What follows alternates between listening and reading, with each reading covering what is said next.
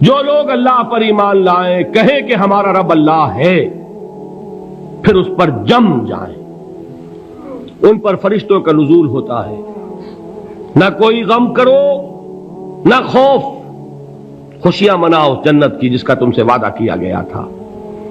اللہ کی ربوبیت پر اطمینان جب انسان کو ہو جاتا، میرا رب اللہ ہے، ربی اللہ، انسان کے لیے نہ کوئی کھٹکا، نہ کوئی خطرہ، نہ کوئی خوف، نہ کوئی حزن۔ جو کچھ ہو رہا ہے کس کے اذن سے ہو رہا ہے؟ اللہ کے اذن سے۔ اللہ کے اذن کے بغیر پتہ تک نہیں ہلتا۔ یہ کوئی اندھا بہرا مادہ نہیں ہے جس سے مجھے کوئی خوف ہو۔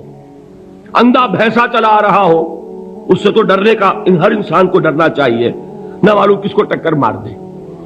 لیکن نہیں، اس کائنات کو چلانے والا ایک سمیع و بصیر خدا ہے، وہ جو میرا دوست ہے، میرا ولی ہے۔ اللہ ولی الذین آمنوا یخرجہم من الظلمات الی النور۔ اللہ اہل ایمان کا ولی ہے، ساتھی ہے، پشت پناہ ہے، مددگار ہے، حمایتی ہے۔ بتائیے جسے یقین ہو جائے کہ اللہ میرا مددگار، اللہ میرا محافظ، اللہ میرا پشت پناہ، اللہ میرا حمایتی، اس کے لیے کوئی خوف ہوگا؟ اس سے کوئی ڈر ہوگا؟ میں مثال دیا کرتا ہوں ایک بہت سادہ، پنجاب کے دیہات کی۔ تو بڑا چودھری ہے اور کوئی غریب کسان ہے۔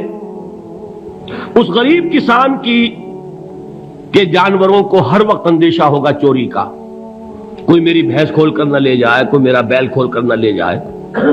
لیکن جس کے بارے میں یہ سب کو معلوم ہو کہ وہ جو بڑا چودھری ہے وہ اس کا دوست ہے، اس کی بچیا کو کوئی خوف ہوگا؟ اس کی بھینس پر کوئی ہاتھ ڈالے گا؟ اسے کوئی اندیشہ ہوگا؟ نہیں۔ کیوں؟ کہ وہ بڑا چودھری، بڑا اس کا یہاں کا سردار، جاگیردار، سب کو معلوم ہے وہ میرا دوست ہے، کوئی میرے خلاف اقدام نہیں کر سکتا۔ اس دنیا میں یہ چھوٹی سی بات اگر آپ کے دلی اطمینان اور سکون کا باعث بن سکتی ہے تو ذرا تصور کیجئے۔ میں لفظ تصور استعمال کروں گا صرف اس لیے کہ اس کا ہم جس کو کہتے ہیں ادراک اور شعور کر نہیں سکتے، اگر کے ساتھ کر سکتے۔ اگر یقین ہو کہ اللہ میرا مددگار اور یقین ہو کہ اللہ ہر آن میرے ساتھ ہے، پھر کوئی خوف؟ کس کا خوف؟ کوئی شے اللہ سے بالاتر ہے؟ کوئی قوت اس سے زیادہ طاقتور ہے؟ کوئی اس کے ارادے کو بدلنے والا ہے؟ کوئی اس کی مشیت کے آڑے آنے والا ہے؟ یہی بات ہے جو حضور نے فرمائی۔ یہ ایمان کا حاصل ہے لب لباب، کہ دیکھو اچھی طرح اس بات کو ذہن نشین کر لو، اگر تمام انسان مل کر تمہیں کوئی نقصان پہنچانا چاہے نہیں پہنچا سکتے، مگر جو کچھ اللہ نے لکھ دیا ہو، اور تمام انسان مل کر تمہیں کوئی نفع پہنچانا چاہیں نہیں پہنچا سکتے، مگر وہ شے جو اللہ نے طے کر دی ہو۔ آپ پھر میں کہوں گا ذرا طاری کیجئے، اسے فرض کیجئے، اسے سوچئے۔ اگر اس حدیث پر ہمارا دل ٹھکا ہوا ہو تو کسی سے ڈر ہوگا؟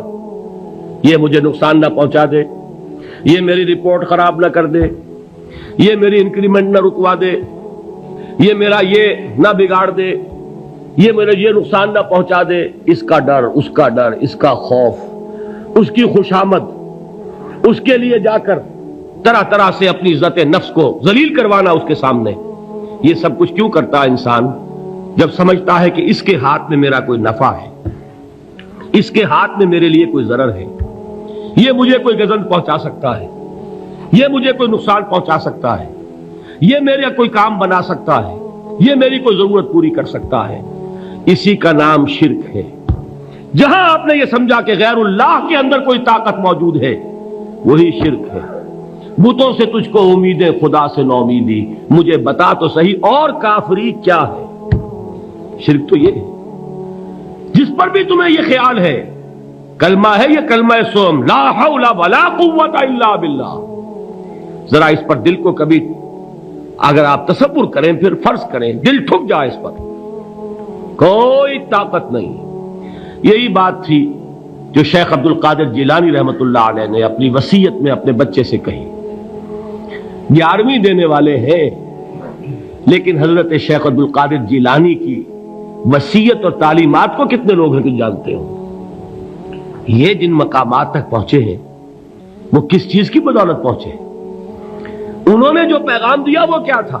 اے میرے بچے، جس طریقے سے قرآن مجید میں حضرت لقمان کی نصیحتیں جو ہے نقل کر دی گئی ہیں، میں یہ عرض کروں گا بالفرض اگر قرآن حضرت عبد القادر جیلانی کے بعد نازل ہوا ہوتا تو شیخ عبد القادر کی یہ نصیحتیں بھی قرآن میں درج ہوتی.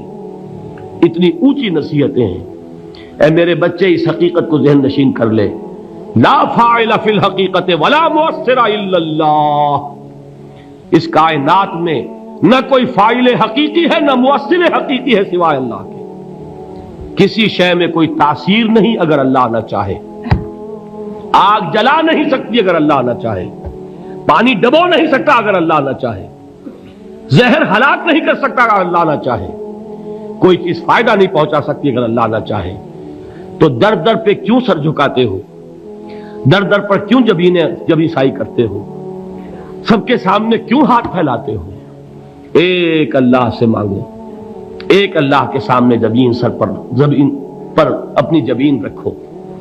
لا فاعل فی الحقیقت ولا مؤثر الا اللہ. نظر آتا ہے ہمیں کہ پانی پیاس بجھا دیتا ہے.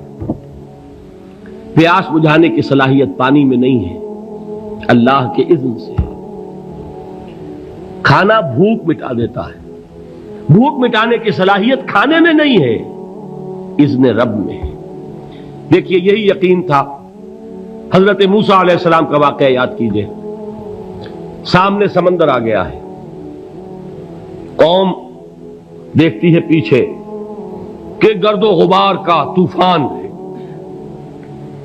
معلوم ہوا کہ فرعون اپنے لشکر سمیت آ گیا ہے. لشکر جب چلتا تھا تیز رفتاری کے ساتھ تو گرد و غبار کا جو طوفان اٹھتا تھا اس کا تصور کیجیے. اور لمحہ بلمحہ وہ قریب آ رہا ہے. پوری قوم نے کیا کہا؟ اے موسیٰ انا لمدرکون، اے موسیٰ ہم تو پکڑے گئے. قرآن مجید نے تو یہاں وہ باتیں نہیں لکھی ہیں، لیکن تورات میں یہ درج ہے کہ بنی اسرائیل جھگڑنے لگے، دست و گریبان ہو گئے موسیٰ کے ساتھ. موسیٰ ہمیں یہاں مروایا لا کر، اس سے تو ہم ہی بہتر تھے. وہاں کھانے کو ملتا تھا، زندگی تو تھی، بیگار ہم کر رہے تھے، موت تو نہیں تھی. اب جو کچھ ہوگا اس کا تصور کرو، جس طریقے سے ہمارے ٹکڑے اڑائے جائیں گے. تو لڑ رہے ہیں حضرت موسیٰ علیہ السلام سے. یہ تورات کی تفصیل ہے.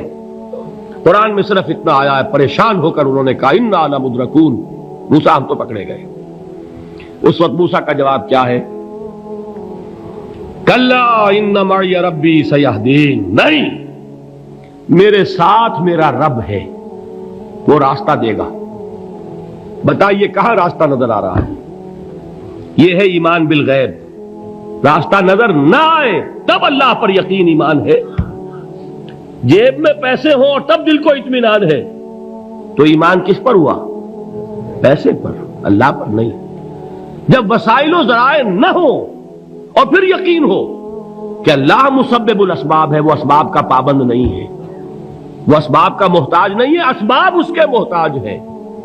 اگر یہ یقین ہے تو اللہ پر ایمان ہے. یہ نہیں ہے تو تمہارا ایمان اسباب پر ہے، وسائل پر ہے، ذرائع پر ہے، مادیات پر ہے، اللہ پر نہیں. اس وقت کہاں راستہ تھا؟ کوئی راستہ تھا؟ سمندر ہے اور ادھر سے لشکر آ گیا ہے. کلا ان معی ربی سیہدین. اب دیکھیے ایمان کہہ دینا آسان ہے، ہوا معکم اینما کنتم، جہاں کہیں بھی تم ہوتے ہو اللہ تمہارے ساتھ ہوتا ہے. لیکن اس کا یقین قائم ہو جائے تو زمین و آسمان کا فرق واقع ہو جائے. یہی بات ہوئی حضور کے ساتھ. غار ہے، چھپے ہوئے ہیں محمد الرسول اللہ اور آپ کے وہ یار غار ابو بکر صدیق رضی اللہ تعالی عنہ. اقبال نے حضرت ابو بکر کی شان میں چند اشعار کہے صرف، لیکن واقعہ یہ ہے کہ بھاری بھاری نظموں پر اور قصیدوں پر بھاری ہے. طویل ترین نظمیں اور قصیدے ہوں ان پر بھاری ہے. ہمت ابو بکر کی ہمت جو ہے کشت ملت را چو ابر، جیسے بارش سے کھیتی اپجتی ہے، ابو بکر کی ہمت اور عزیمت اس امت کو اسی طرح سینچنے والی ہے۔ ثانیے اسلام و غار و بدر و قبر، وہ دوسرے تھے اسلام میں، دوسرے پہلے کون تھے؟ انا اول المومنین، حضور فرماتے ہیں سب سے پہلا ایمان لانے والا میں، دوسرے ابو بکر۔ ویسے ہمارے ہاں یہ چلتا ہے اختلاف، حضرت علی پہلے ہیں کہ حضرت ابو بکر پہلے ہیں، لیکن اس میں بڑی خوبصورت تطبیق قائم کی ہے علماء نے، اور بہت صحیح ہے۔ چار کے بارے میں فیصلہ ہی مت کرو کہ کون پہلے ہے، ان کی ایک عجیب تقسیم کر دی ہے۔ آزاد مردوں میں، بالغ مردوں میں سب سے پہلے ابو بکر، بچوں میں سب سے پہلے علی، خواتین میں سب سے پہلے خدیجہ، اور غلاموں میں سب سے پہلے زید ابن حارثہ۔ بڑی پیاری تقسیم ہے، یہ چاروں ہی پہلے ہیں، ہر ایک کے لیے اولیت ہے۔ اور واقعہ یہ ہے کہ اگر زمانی اعتبار سے تعین ہوگا تو پہلے خدیجۃ الکبریٰ آئیں گی رضی اللہ تعالی عنہ، کسی اور سے بات کرنے کی نوبت بعد میں آ سکتی ہے، پہلے تو اہلیہ محترمہ سے بات ہوئی، آتے ہی پہلی وحی ہوئی ہے، ابھی تبلیغ کا حکم نہیں تھا۔ کس کو بتایا واقعہ؟ ابھی اپنی نبوت کی تبلیغ کا تو حکم ہی نہیں آیا۔ واقعہ کس کا ہے؟ وہ خدیجہ کا ہے۔ جب کہا ہے کہ خشیت علی نفسی، مجھے اپنی جان کا اندیشہ ہے، تو کیا جواب دیا خدیجہ نے رضی اللہ تعالی عنہا؟ وہ صدیقۃ الکبریٰ ہے۔ صدیقات جو ہے خواتین، ان میں چوٹی پر خدیجۃ الکبریٰ ہے رضی اللہ تعالی عنہا، اور صدیق جو مرد ہیں ان میں صدیق اکبر ہے ابو بکر صدیق رضی اللہ تعالی عنہ، لیکن صدیقات میں چوٹی پر۔ جب حضور نے فرمایا خشیت علی نفسی، کیا فرمایا؟ کیا عرض کیا؟ کیسے تسلی دی؟